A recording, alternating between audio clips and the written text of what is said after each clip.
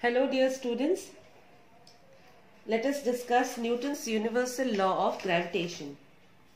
So we all know that gravitation is attraction associated with mass. So how this force of attraction is occurring, or the amount of force that is occurring between the two masses was given by Newton. So according to Newton, if there are two masses m1 and m2, they will have a force of attraction between them. So force of attraction from m1 to m2, that is m1 is being m2, let that be F12, force on 1 due to 2. Similarly, F21 is nothing but force on the second mass due to the first mass. Alright, both are attracting each other. So the magnitude of this force, the magnitude of either of the force, any one force, is directly proportional to the product of the masses of the two bodies and inversely proportional to the distance between the two masses square. Alright, so according to Newton's law of gravitation, the force of attraction between any two body or any two particle is directly proportional to the product of masses of the particle and inversely to the square of distance between them, and it is always acting along the line joining center of the masses. So they are along the line joining the center of two masses, and that is the reason why we call them central force. The forces are central in nature. So if I write it in vector form, I will be writing it F is equals to, if I remove the proportionality symbol, we have a constant called universal gravitational constant G, m1 into m2 by, and if I write it in vector form, I'll have to put a unit vector r cap. So what is this G? G is nothing but a constant, universal gravitational constant, and the value of G here is 6.67 into 10 to the power minus 11 Newton meter square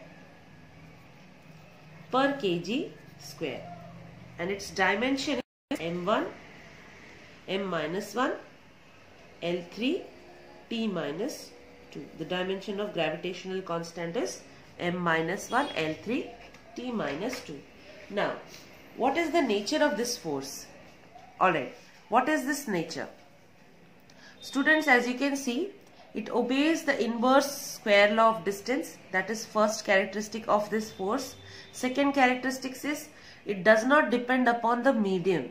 Alright, so the force between the two masses is nothing but independent of the medium between the two masses. Alright, so it is also central in nature, always attractive in nature, and also it is independent of presence of any other body. For example, the force between m1 and m2 will not be affected by a third mass n3, and it is the weakest force in nature.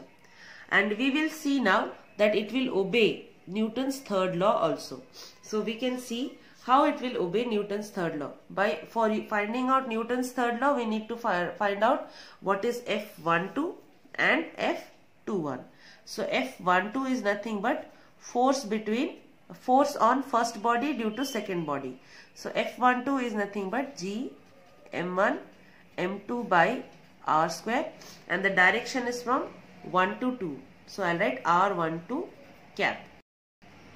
Similarly, I can write F21 as G m1 m2 by r square, and the direction is from 2 to 1. So r21 cap. So we know that r12 and r21 are equal and opposite to each other. Alright, they are unit vectors opposite to each other. So I can see that both F12, F21 can be written as F12 is equals to, if I write instead of R12, if I write minus R21, this whole thing becomes F21. So I can write minus of F21. So this is nothing but Newton's third law, action-reaction law. So always remember the gravitational force is an action-reaction pair. And this is how we write it in vector form using the unit vectors.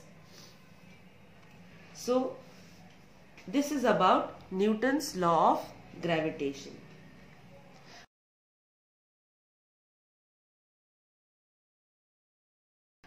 And what is acceleration due to gravity? Gravity, the force with which any body is attracted towards the center of earth, is called gravity. And what is acceleration due to gravity? It is nothing but the acceleration with which the body is attracted towards the center of earth. So if a body is attracted towards the center of earth, the amount of force is called gravity, and the acceleration with which it is going is nothing but acceleration due to gravity. So we are going to discuss what is the formula for acceleration due to gravity. And gravity is nothing but the force with which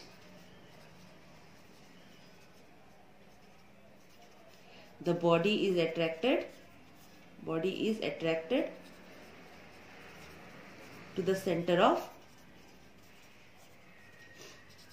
earth.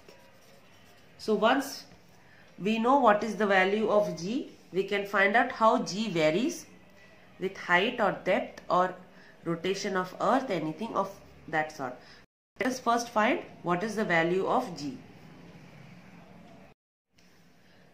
So how to find the value of g? We know that gravity attracts every body towards the center of earth. So the weight of the body or the force with which it is being attracted is mg. So I can write mg is equals to the between the body m and earth. Alright, so I can write m by gmm by r square. What is the r here? R is nothing but the distance between the body and center of earth, that is your small r. So if the body is at surface, so this small r can be written as radius of earth. Okay, this small r, if the body is at the surface of earth, I can write it as radius of earth. So m gets cancelled. What is acceleration due to gravity at the surface of earth? It will be g mass of earth by radius of earth square. Is it clear? I hope it is clear. G is nothing but small g, or acceleration due to gravity is nothing but universal gravitational constant into mass of earth divided by radius of earth square. Now g we know at the surface of earth is 9.8 meter per second square approximately, and radius of earth is nothing but 6400 kilometers, or I can write it as 6.4 into 10 to the power 6 meters. So from here we can find out the mass of earth. From here, if I find out the mass of earth, it is nothing but g re square divided by universal gravitational constant. And if we put the values of all the constants, that is g 9.8, r is 6400 kilometers, and gravitational constant is 6.67 into 10 to the power minus 11 Newton meter square per kg square. If I put all the values, approximately mass of earth will be 6.0 into 10 to the power 20 kgs. Similarly, once we know the mass of earth, we can also find density of earth by putting mass by volume formula, that is 6 into 10 to the power 24 divided by 4 by 3 pi radius of earth cube. If I solve it, I'll get 5.5 into 10 to the power 3 kg per meter cube approximately. This is the density of earth. So this is how we can use acceleration due to gravity to find out the mass of earth and the density of earth.